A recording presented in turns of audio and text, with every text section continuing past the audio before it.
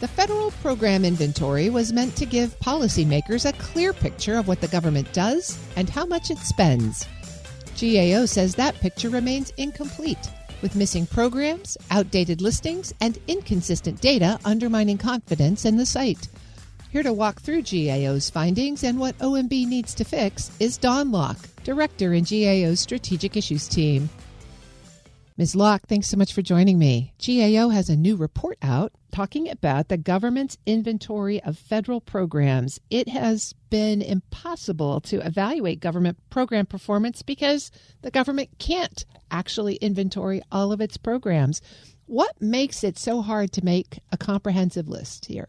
Yeah, Terry, actually, we don't know what's making this so difficult or what's slowing down OMB. They have not responded to our questions, nor did they provide comments on our draft report. And GAO, we really acknowledge that this is incredibly complex, especially given the size and scope of the government.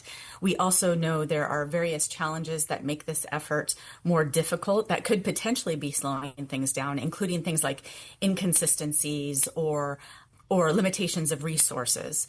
When it comes to the inconsistencies, I can share with you that this means things like, having common definitions for programs. It's difficult for OMB to collect information when they don't have these common definitions. And a specific example of that, if someone working on the inventory wanted to find all STEM education related programs, they have to know, for example, that some agencies define these programs by calling them mathematics and science partnerships. So it's very difficult. The inconsistencies are all over the board. When it comes to the limited resources that I discussed, they're both people resources and financial resources. For many years, what we can tell, one woman at OMB was trying to tackle the inventory. I believe that she had a female detail helping her for a few months a while ago. We've also suggested that Treasury officials could be brought in to assist, given their expertise in this area, but we're not sure where OMB is with this. And the one woman that was running it has since left OMB last year. And then just to add, when it comes to the financial resources, back in 2021, OMB said that they needed about $20.5 billion to set up the inventory. But what's interesting about this, Terry, is that they never identified this resource in subsequent budget justifications, nor have they ever requested this money.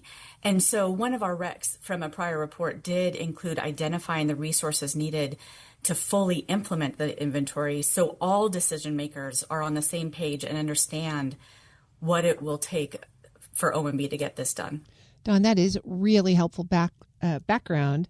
And I want to follow it up because in addition to the resources and people that maybe aren't available to make this happen, your report says that there are complete categories of programs that are missing. There's nothing in here about foreign assistance. There's nothing in here about defense, which is a huge portion of the federal budget. What does that gap mean for policymakers who rely on the inventory? So it essentially means that they're not getting the complete picture. And the programs that are missing, and some of which that you mentioned, it's about $4 trillion of federal spending is still not included in this inventory. And as you and your listeners know, defense alone makes up almost half of discretionary spending. And there's not a single defense program in this inventory. I will add, if all programs were included, policymakers, decision makers would have better transparency into those programs and could really better identify any potential wasteful or even duplicative spending. Defense seems like it would be an easy one to add since they have their own programs defined in the POM. What explains why that one's not included? That is something that we don't know. OMB has not shared that. And to credit OMB, defense is massive, but it's now time for OMB to tackle these massive issues. One of the other issues that you identify are data quality problems, from inactive programs being listed to missing spending information for the programs that they do have. How does that missing information affect the utility of the website? Quite simply, Terry, if the data are not reliable, they're not useful. For example, I'll give you a very interesting example. There's a National Railroad Grant Program. It shows obligated amounts that differ by more than $4 billion, depending on where you look on the inventory. In one chart, The program shows that its obligations are at about $6.8 billion. And on another chart, it shows the obligations to be at about $2.4 billion. How is this helpful to users? So without that reliable inventory, there's really no transparency when it comes to how the government is spending our money. I'm speaking with Dawn Locke. She's a director in GAO's Strategic Issues team. Dawn, let's follow that up because you spoke to 10 organizations who actually try to use the inventory. What sort of feedback did you hear from them? They are currently trying to use the inventory right now, and their suggestions to us were the same that we were finding. The inventory needs to be complete. It needs to include the remaining programs, such as the ones you mentioned earlier: defense, foreign assistance, acquisition programs, regulatory programs. They also said they need to know how the programs are performing to identify opportunities for improvement.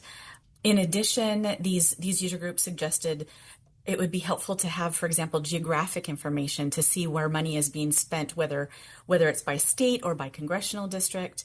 And they would also value more advanced navigation features, such as things like enhanced search capabilities and filtering functions to more easily search for the information. So Terry, they have these great ideas for the inventory, but OMB is not aware, or at least we're not sure if they're aware. And it really shouldn't take a GAO report to audit them to make them aware. So OMB has to engage with their users.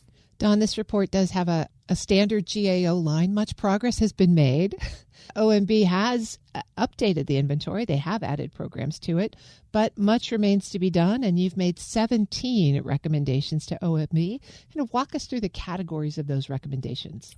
Yeah, so our recommendations really fall into two categories.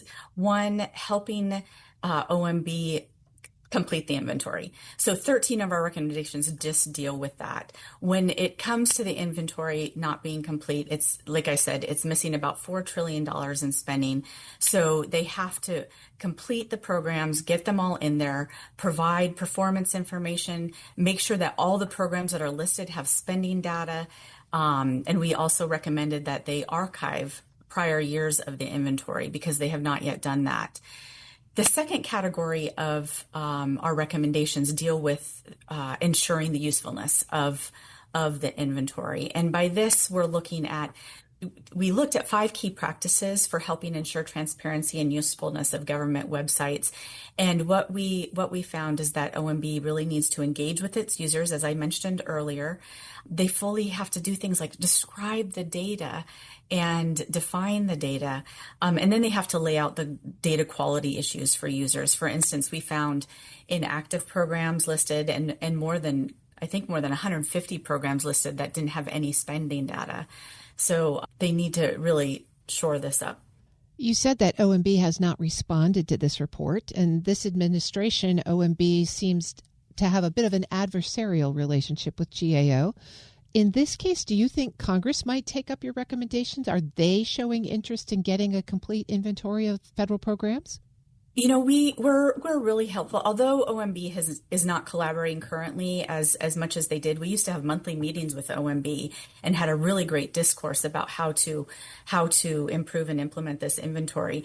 And even though they're not collaborating as much right now, we are hopeful because of the bipartisan support of this inventory and the importance of this inventory. We're hopeful that things will improve as we go forward. And if OMB gets this right, what would a complete and reliable program inventory actually enable Congress to do? Oh, goodness, Terry. So it would give Congress and agency leaders and the public, it would just give us all a transparent view of where the federal dollar is being spent and whether those programs are achieving intended outcomes, because it would include performance information. And then ultimately, it would give all of us the ability to better identify any potential wasteful or duplicative spending. I've been speaking with Dawn Locke. She's a director in GAO's Strategic Issues team. Dawn, thanks so much for joining me and walking us through this really important report. Thank you for having me, Terry. We'll post this interview and a link to the report at federalnewsnetwork.com/Federal Drive. Subscribe to the Federal Drive wherever you get your podcasts.